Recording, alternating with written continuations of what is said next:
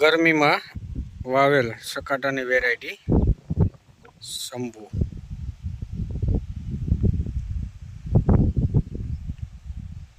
આજે તારીખ 6/5/2024 રોજ આપણે વેરાયટીની મુલાકાત લઈ છીએ. તો આમાં 17 થી 18 વીણી થઈ ચૂકી છે. આ છે શંભુ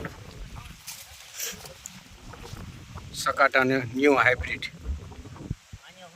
હવે બાજુમાં બીજી વેરાયટી છે જે એની સાથે જ વાવેતર થયેલું છે.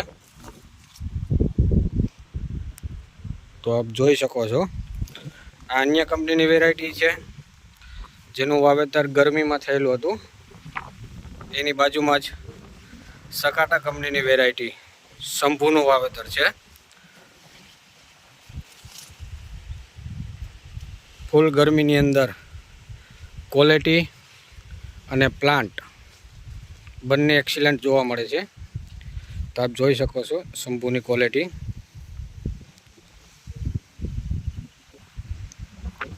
શંભુ, જ્યારે આ અન્ય વેરાયટી અન્ય કંપનીની વાવેલી છે.